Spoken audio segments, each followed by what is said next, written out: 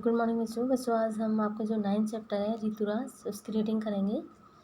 तो सबसे पहले जो ऋतुराज हैं उनका जो जीवन परिचय है उसके बारे में पढ़ेंगे। ऋतुराज का जन्म 10 फरवरी सन 1940 को भरतपुर में हुआ। राजस्थान विश्वविद्यालय जयपुर से उन्होंने अंग्रेजी में MA किया, यानी इनका जन्म कहाँ पे हुआ? 10 फरवरी सन 1940 में भरतपुर में। ठीक है।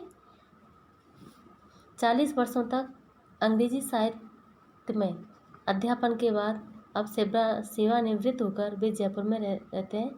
उनके अब तक 8 कविता संग्रह प्रकाशित हो चुके हैं, जिनमें एक मरणधर्मा और अन्य पुल पर पानी, सुरत नृत्य और लीला मुखारबिंद प्रमुख हैं। यानी ये जो कृतियाँ हैं 8 कविता हैं ये प्रकाशित हो चुके हैं। उन्हें सोमदत्त परिमल सम्मान, मीरा पुरस्कार, पहल सम्मान तथा बिहारी पुरस्कार मिल चुके हैं। मुख्य धारा से अलग समाज के हाशिए के लोगों की चिंताओं को ऋतुराज ने अपने लेखन का विषय बनाया। यानी जो ऐसे लोग हैं जो मुख्य धारा से अलग हैं, ठीक है, ऐसे लोगों की जो चिंता है उनको अपने लेखन का मुख्य विषय बनाया है। यानी अपने लेखन में उनको मुख्य रूप से दर्शाया है, उनकी चिंताओं को बताया है। उनकी कविताओं में दैनिक जीवन के अनुभवों का यथार्थ है। यानी जो ऋतुराज हैं इन्होंने अपनी कविताओं में जो डेली जो दैनिक जीवन के जो अनुभव हैं उनको उनकी जो वास्तविकता है उसका चित्रण अपने शब्दों में किया है।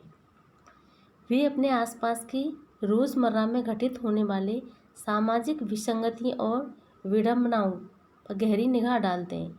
यानी कि उनके आसपास जो रोज़मर्रा में जो सामाजिक विसंगतियाँ घटित होती हैं, जो सामाजिक विडंबनाएँ जो घटित होती हैं उन पर गहरी निगाह रखते हैं और उन्हीं को फिर अपने जो लेखन में उनको डालते हैं। यही कारण है कि उनकी भाषा अपने परिवेश और लोक जीवन से जुड़ी हुई है।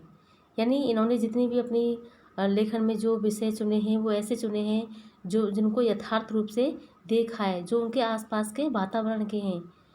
ठीक है, समाज से संबंधित जो जितनी विसंगतियाँ हैं, कुरीतियाँ हैं, विडंबना हैं, ये सारी चीज़ों को उन्होंने देखा है और गहराई से उन पर चिंतन किया है और अपने विषय लेखन का विषय बनाया है।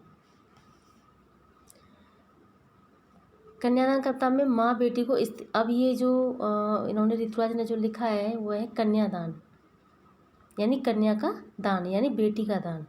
कन्यादान कविता में माँ बेटी को स्त्री के परंपरागत आदर्श रूप से हटकर सीख रही है, ठीक है, सीख देती है। इसमें कवि का मानना है कि समाज व्यवस्था द्वारा स्त्रियों के लिए आचरण संबंधी प्रतिबंध गढ़ लिए जाते हैं, वे आदर्श के मुखौटे में बंध जाते हैं।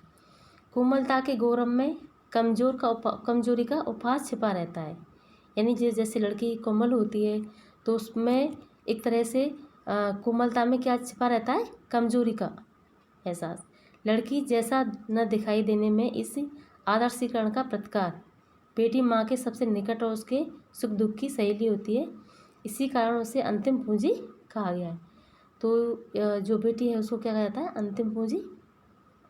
कविता में कोई भावुकता नहीं बल्कि माँ के संचित अनुभवों की पीड़ा का प्रमाणित व्यक्ति है।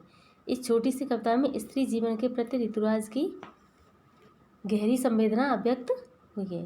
तो बच्चों आपका जो जीवन परिचय है वो समाप्त हुआ।